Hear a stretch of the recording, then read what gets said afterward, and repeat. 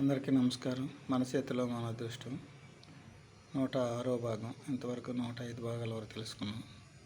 106వ భాగంలో ఫస్ట్ దీని గురించి తెలుసుకున్నాం, జీవిత రేఖ గురించి. ఇప్పుడు బుద్ధి రేఖ. ఇక్కడి నుంచి బయలుదేరి ఇక్కడికి వస్తుంది, కుజిస్థానం దగ్గరికి. ఇప్పుడు మంచి జ్ఞానం అంటే అన్నీ తెలివితేటలు ఉంటాయి. పుట్టి నుంచి పుట్టుతోనే తెలివితేటలు ఉంటాయి. ఆ విధంగా రాకుంటాయి.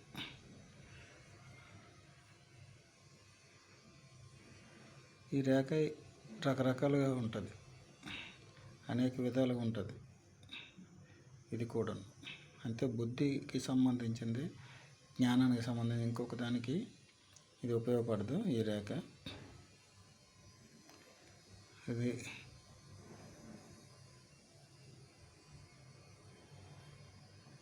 ఇలాగొచ్చి ఇక్కడి నుంచి కలిసి కూడా వెళ్తుంది. దీన్ని భార్యాభర్తల రేఖ అని కూడా అంటారు, అలాగే బుద్ధి రేఖ అని కూడా అంటారు. కొంతవరకు ఏ జ్ఞానం ఉండదు, అక్కడి నుంచి తెలివితేటలు ఉంటాయి.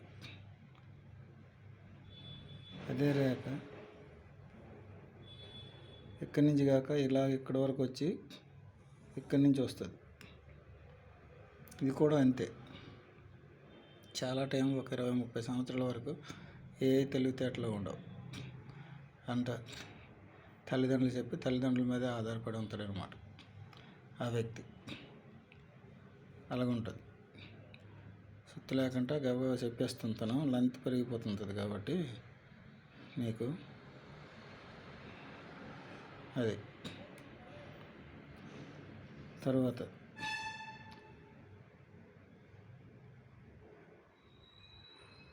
ఇంత దూరంలో ఉంటుంది.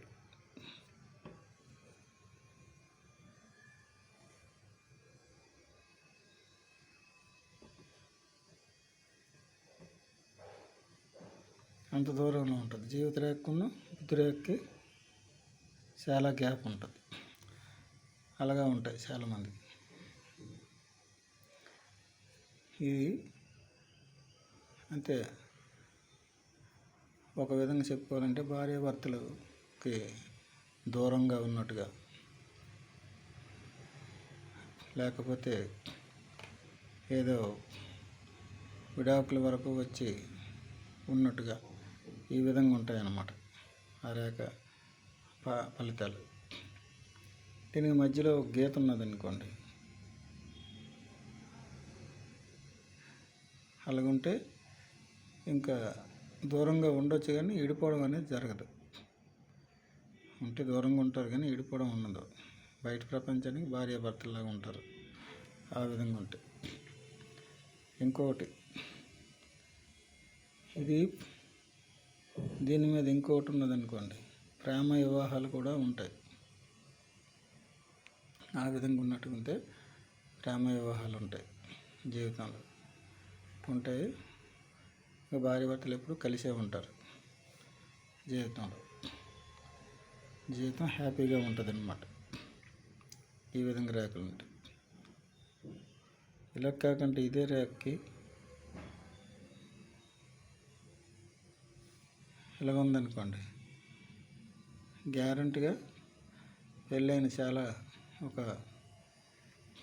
4 సంవత్సరాలు 5 సంవత్సరాల్లో ఎప్పుడైనా ఒకసారి విడిపోవడానికి ఆస్కారం ఉంటుంది.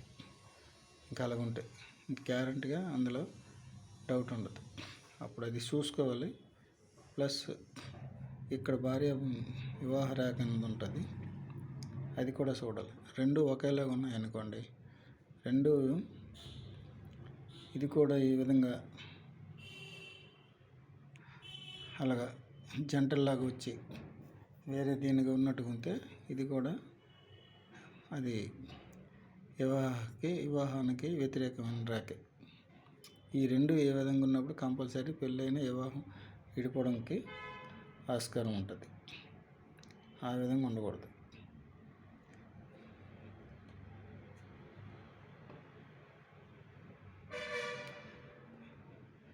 ఇదే రేఖ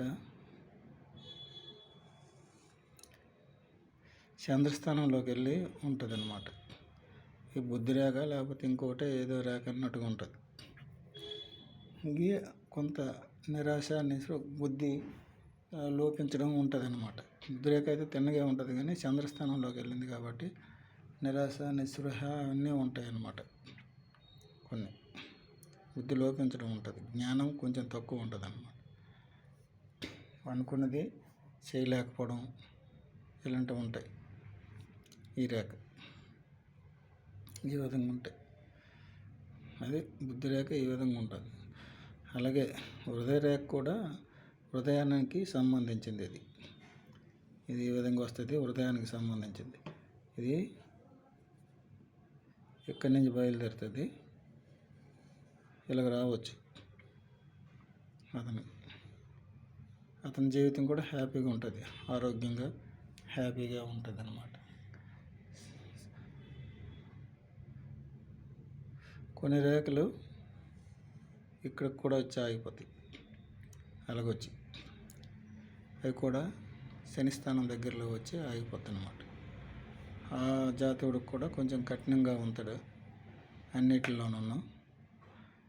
అన్నిటిలో కఠినంగా ఉంటుంది అన్నమాట. ఆ జాతకునికి దేనికి డబ్బు విషయంలో కానీ దేని విషయంలో కానీ అన్నిటిలో కూడా కఠినమే, ఆ విధంగా ఉంటుంది ఆ రేఖ. ఈ రేఖ కూడా విన్యాసాలు రకరకాలుగా ఉంటాయి. ఇది ఇప్పుడు ఈ చెప్పుకున్నవి ఇంతవరకు చాలా ఇట్లా చెప్పాము. ఇప్పుడు జీవిత రేఖ, బుద్ధి రేఖ, హృదయ రేఖ, ఇవి ప్రధాన రేఖలు. ఉప ప్రధాన రేఖలు ఉన్నాయి, వాటి గురించి నెక్స్ట్ టైం తెలుసుకుందాం. అదే ధనరేఖ, విద్య రేఖ, ఉద్యోగ రేఖ ఇలాంటివన్నీ ఉంటాయి, వాటి గురించి తెలుసుకుందాం. అందరికీ నమస్కారం, ఉంటాను.